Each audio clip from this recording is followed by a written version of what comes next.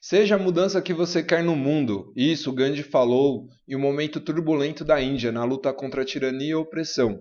Neste momento, os nossos alunos estão demonstrando isso na prática, na luta contra a tirania e a opressão do sistema educacional atual, desde o ano passado em São Paulo e neste momento no Rio de Janeiro, ocupando as escolas. Este é o assunto do 4V Opinião de hoje.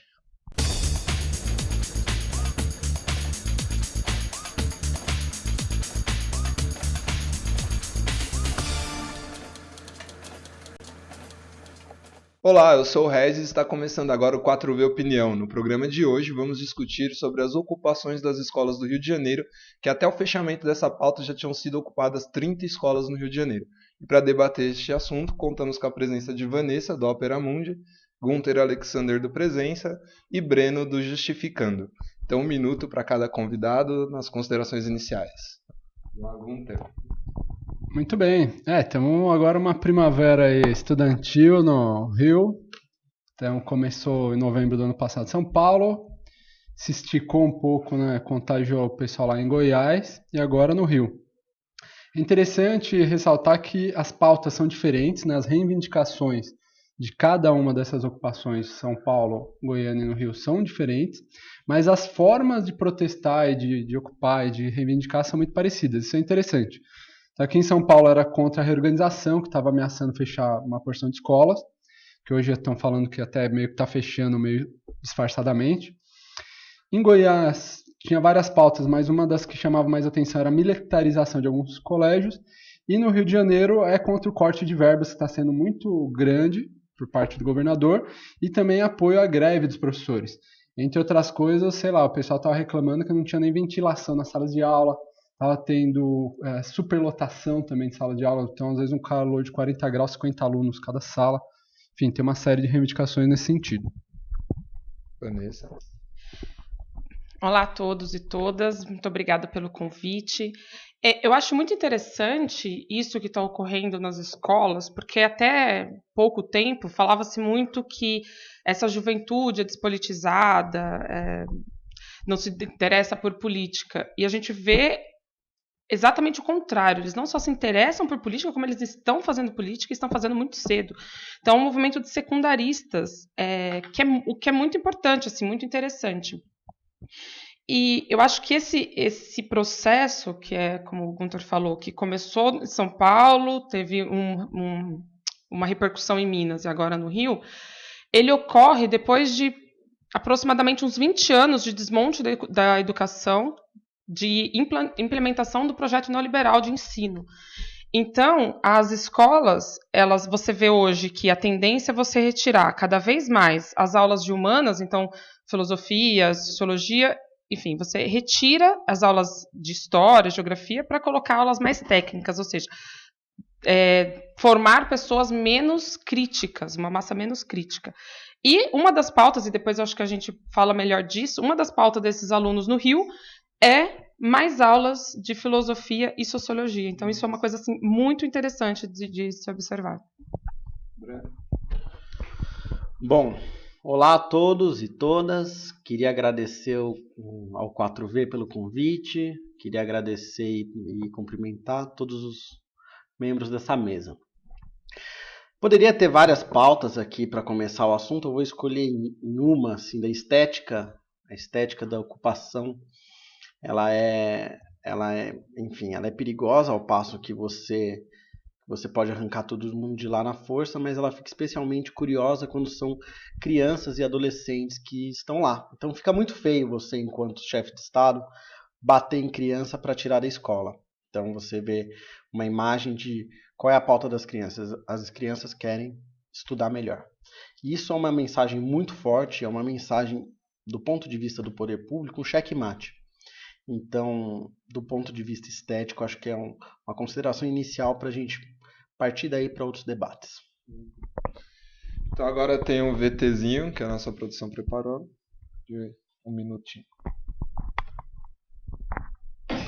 Inspirados nas ocupações de São Paulo, os alunos se organizaram em comissões de limpeza, alimentação e comunicação. A gente está ocupando por melhorias na educação pública e apoiando os professores, porque é uma luta unificada pela educação.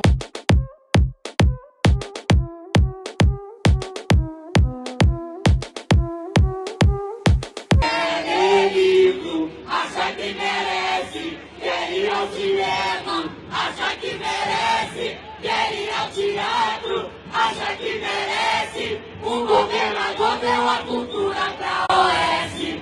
A gente está aqui para aprender cultura também e vamos ter aulas dinâmicas sobre economia, política e tal, coisas que normalmente não teríamos em sala de aula.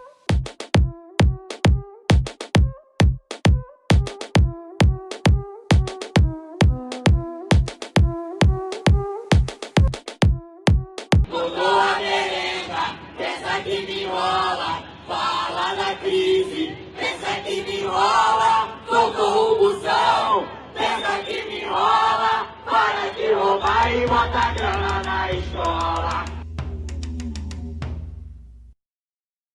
Eu acho legal porque eu trabalho com educação, né? Eu vivo educação, eu sinto educação.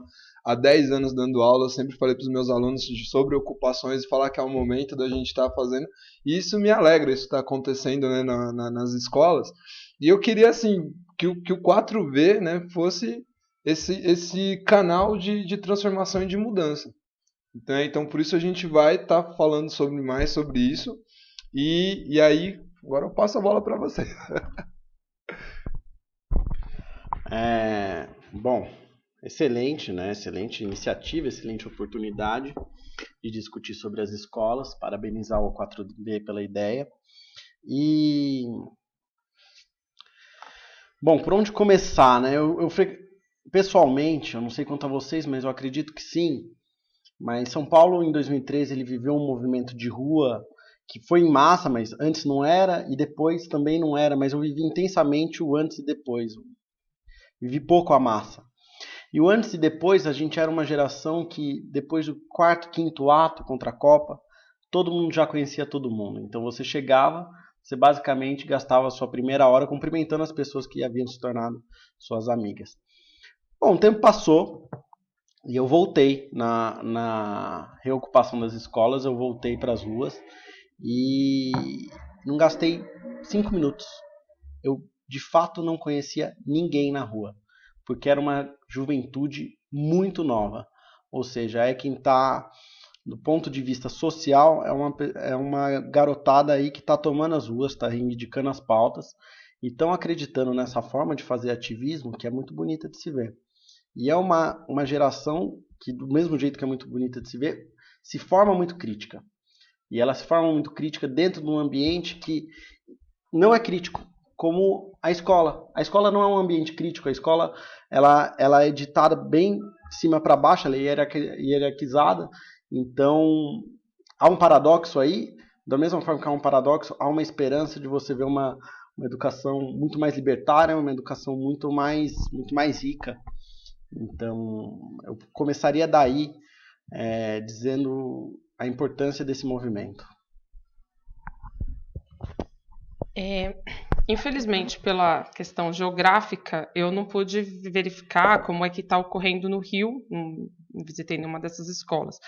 Mas aqui em São Paulo, sim. Então, eu moro em Jundiaí, que fica no interior de São Paulo, onde ocorreram 4 ocupações com a cidade vizinha de Campo Limpo. E esse caso de Campo Limpo, na periferia de São Paulo, na periferia pobre, era muito interessante ver que aquelas crianças que eram consideradas alunos problemas, que eram consideradas crianças sem perspectiva de futuro, então, o que eles poderiam ser quando saíssem daquelas escolas? E eu perguntei isso a eles, e o que eles responderam é: nós estamos sendo formados para sermos guarda-carros de estacionamento, atendente de supermercado, então, que são profissões muito dignas, mas que são profissões de pouca formação, de pouca escolaridade, que não se necessita de escolaridade. Então você não acredita nessas crianças para formá-las médico, para formá-las veterinários, para formá-las biólogos, para formarem cientistas. E são crianças muito inteligentes. E a ocupação foi muito interessante, isso que eles viveram, porque ao chamar professores de fora da escola, professores que não tinham preconceito com eles puderam mostrar ali o seu potencial, debater questões. Então, eles debateram questões desde feminismo, racismo, política, conjuntura nacional, internacional, tiveram aula de teatro. Então, eles viveram a escola como ela devia ser. Uma escola que aposta no potencial dos alunos e não uma escola que, como foi colocado pelo Breno, uma escola que tolhe o potencial das crianças. Então, de repente, tem uma criança que quer ser escritora e o professor prontamente vai dizer, você não sabe escrever? Olha, por quê? Porque talvez ela tenha uma linguagem, mas identificada com a linguagem das ruas. E talvez o professor queira que ela escreva numa linguagem coloquial, formal, que não cabe a ela, não é do universo dela. Então, ao chegar e tolher, muitas vezes, essas aspirações artísticas das crianças, é isso que ocorre. Você está ali matando todo dia potenciais artistas, cientistas, escritores, jornalistas, médicos, pedreiros, enfim. Por quê? Porque você está privando elas do sonho, você não está dando as condições materiais e de conteúdo para que elas se desenvolvam, né, no melhor das suas potencialidades. É curioso que os alunos pedem, né, mais aulas de sociologia, filosofia, enfim, política ou coisas assim, né, que sejam também mais a ver com a vida, vamos dizer, cotidiana que eles levam. E o governo, ou pelo menos o Congresso, hoje vai na contramão, né? Hoje o que está sendo votado é um projeto de proibir aulas que eles chamam de ideológicas, que na verdade é proibir sociologia, filosofia, história, não sei, né? É meio bizarro aí, né? É meio complicado. Agora, acho que um grande lance para ressaltar nessa onda de ocupações, que também está por trás das ocupações em São Paulo, em Goiás e no Rio, é essa mesma política que está correndo também na Europa agora, que eles chamam de ajuste, né? Política de recortes. Que na verdade não é uma política de recortes. Na verdade é uma política de transferência de recurso público para a banca, né? Para os bancos. Porque você tem hoje no mundo uma concentração de renda que nunca se teve na história da humanidade, em nenhuma época, né? A maior e mais perigosa de todos os tempos. E segue-se com esse discurso do Estado, não é nem mínimo agora, eles querem um Estado microscópico, né? E segue-se com esse discurso de que o Estado gasta muito. Bom, certo que o Estado tem várias áreas que poderia economizar, mas vai economizar em saúde e educação? Vai deixar de mandar pagar os professores que nem estão fazendo no Rio, né? Levam meses atrasando. O governador ainda saiu com uns discursos meio curiosos lá, falando que os professores meio que tinham que ter paciência. Como você vai ter paciência? Vai pedir paciência para pagar a conta? Você vai lá no banco e chega, desculpa, você pode ter um pouco mais de paciência? Paciência com juros, né? Meio bizarro, né? Se você está trabalhando ali certinho, o governo tem que pagar. Não tem essa. Atrasando salário. Atrasando salário, atrasando um monte de coisa.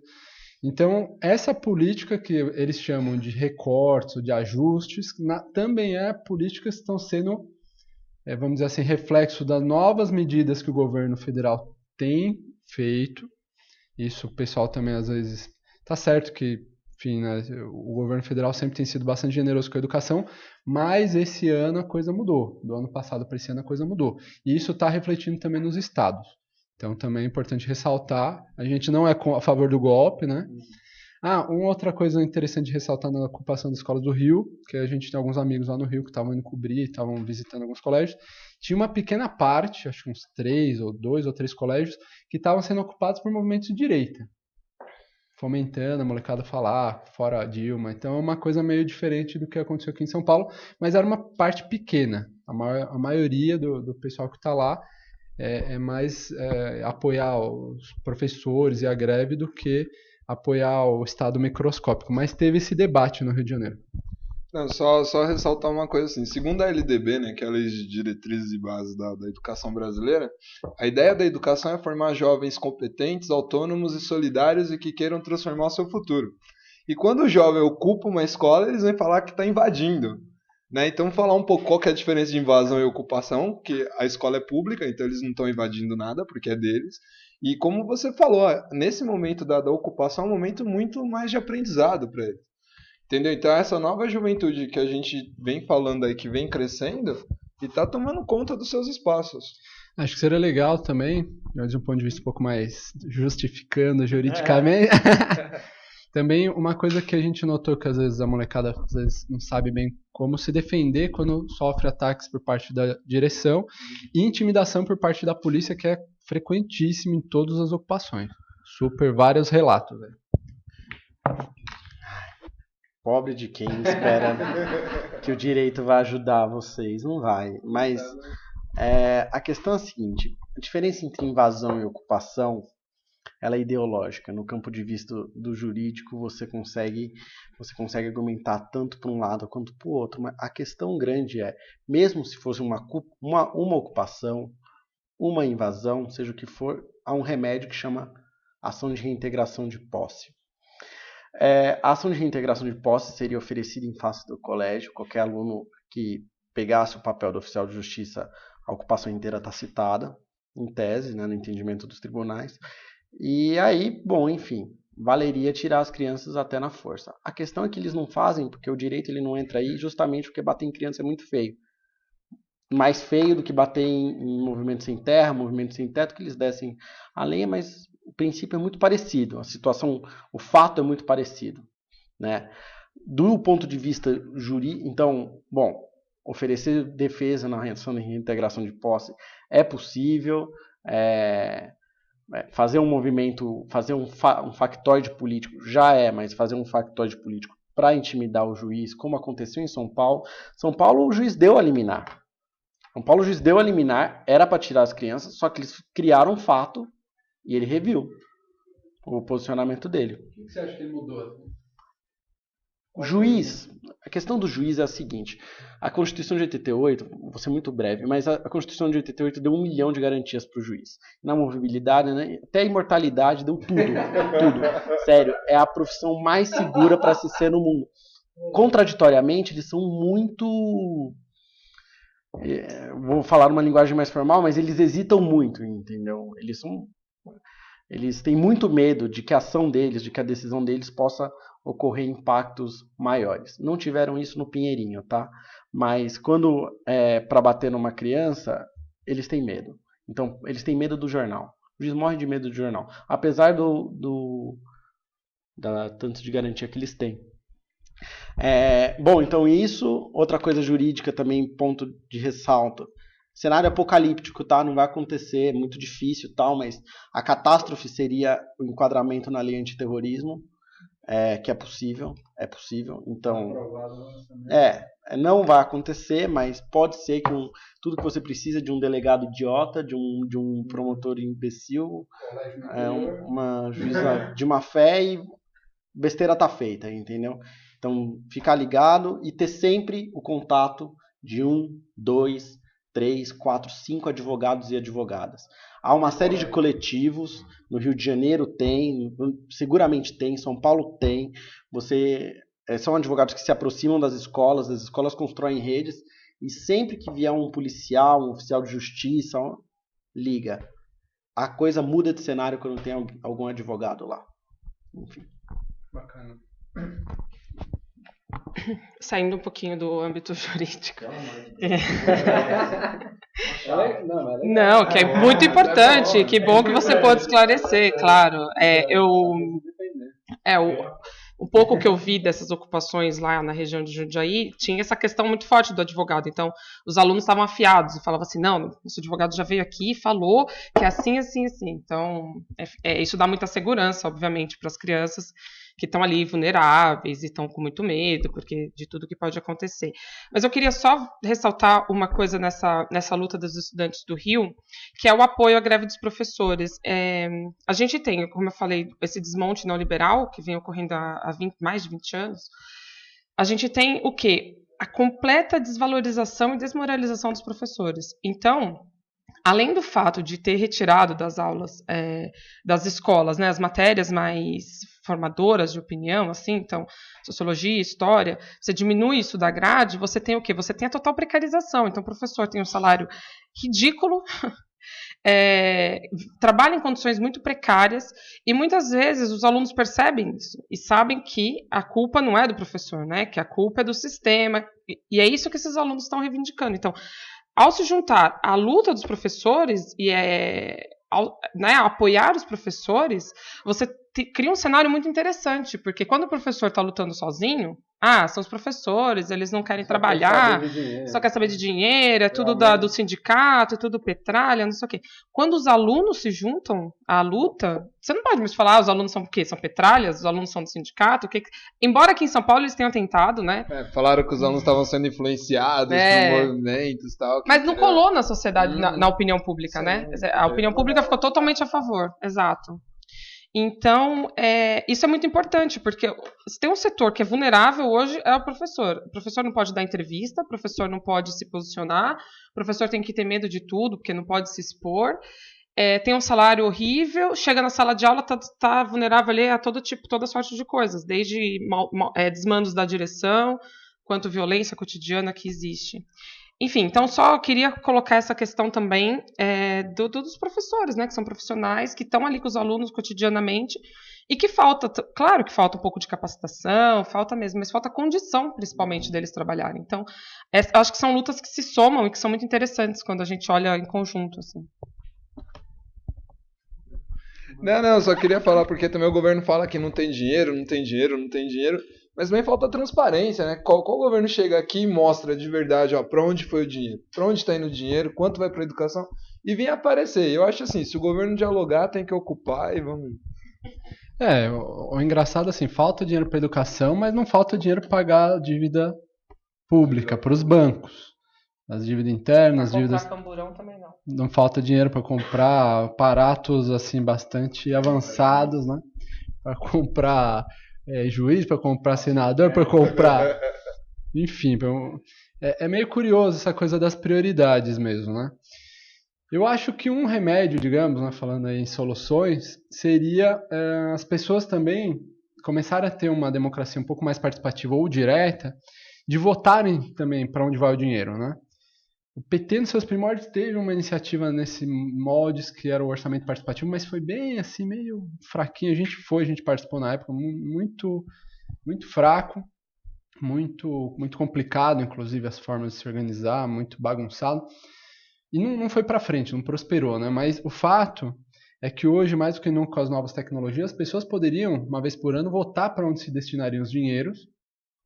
Poderia se consultar as pessoas, pelo menos, a esse respeito, né? E que ficasse mais transparente realmente para onde está indo o dinheiro. Será que se as pessoas tivessem que votar e pagar a dívida pública para banco e pôr o dinheiro na escola, será que elas iam deixar a escola sem dinheiro, que nem o governador, até a presidente está deixando, né? Tudo bem que a gente sabe que no caso da presidente é meio que por pressão e tal, talvez não é a vontade dela, mas muitos governadores, a gente também não sabe se é a vontade deles, né? Ou qual que é o cenário. A gente não tem essa informação, isso é super escondido, né? Bom, infelizmente o tempo passa muito rápido, agora 1 minuto para as considerações finais, né, para cada convidado. E... Começa comigo? Começa com você. Bom, agradecer de novo, reiterar que esse programa é o máximo, tá? O 4V está fazendo um trabalho muito legal de pautas e deixar aqui meu sincero agradecimento. E quanto às escolas, bom, reiterar, acho que foi meu highlight do programa, foi quando eu falei do aspectos jurídicos, então vou reiterar aqui, você que está assistindo a gente, você que está numa escola, você que conhece alguém que ocupa, é mãe de aluno, é amigo de aluno, etc e tal, as escolas elas estão num ambiente muito diferente do ambiente de protesto habitual, então você tem apoio do advogado e o direito pode estar do seu lado, finalmente, vocês ganharam uma luta aí, então use e abuse, faça valer os seus direitos e toda a sorte do mundo aí para quem está nessa. E, bom, agradeço a todo mundo, meu minuto se encerrou. Bom, eu quero agradecer também o convite, foi assim, um debate bastante interessante, espero que tenha sido proveitoso também para os telespectadores. O que eu quero, enfim, encerrar dizendo sobre essas crianças que estão ocupando as escolas é que isso me deixa muito feliz, assim, porque eles são hoje o futuro do país. E você pensar que o futuro do país tem hoje entre 14 e 17 anos, às vezes até menos, e estão fazendo uma ação política que, sei lá, minha geração não fez, que outras gerações não fizeram, você fala que, bom, o país vai estar em boas mãos daqui a alguns anos. Porque... E a forma como eles se organizam horizontalmente, tudo debatido, isso também é muito interessante, porque é uma democracia real. Então, tipo, eles, que são ainda muito jovens, estão fazendo ali, sem saber, sem teoria, sem pensar em Marx, sem pensar em ninguém, eles estão fazendo ali uma prática de democracia real e de um certo socialismo também, porque tudo ali eles dividem e todos fazem comida, todos limpam, todos... Então, uma comunidade de fato. Meu tempo se encerrou também. Enfim, obrigada, abraços a todos. Muito bem. Bom, queria ressaltar de novo esse ponto, né, que às vezes a gente está lutando, por exemplo, por educação e precisa revisar que tem alguns, vamos dizer, outras coisas que impactam, no caso, o orçamento público, né? E democratizar a educação também seria democratizar o orçamento público, as pessoas poderem votar no orçamento público. Então, de repente, começar a incluir pautas mais amplas em reivindicações locais poderia ajudar nesse processo de mudança que a gente está vivendo. E queria reiterar isso que nesse momento de cólera, de rubrofobia, de perseguição política, de que estão tentando prender até ex-presidente da República no Brasil, na Argentina, o fato de vir uma molecadinha mesmo, né? A gente teve acompanhando, pelo menos aqui em São Paulo, né, vários colégios e tal, abre muito o futuro, dá esperança, dá um respiro, dá um horizonte, pelo menos saber que talvez meu horizonte seja tão próximo, ainda vai levar uns anos, mas já não vai ser essa canalice que está hoje, sabe? Então é isso que a gente aposta e está trabalhando para. Né, acho que só para finalizar, né, acho que a gente tem que apoiar qualquer forma de manifestação, desde que seja pela não violência, desde que seja com formas não violentas, e a ocupação dos estudantes vem mostrar isso. Como eu falei no início, seja a mudança que você quer ser no mundo, eles estão sendo essa mudança, e isso também me deixa muito feliz, muito, muito alegre. Né? Então, só para encerrar, no programa de hoje a gente falou sobre as ocupações das escolas no Rio de Janeiro. Se você gostou, compartilha com seus amigos, vizinhos, parentes, né? Se inscreve no nosso canal, dá um like aí, não deixe de dar um like, deixa um comentário aí pra gente ir melhorando o nosso programa, e todo o poder para o povo, e até o próximo.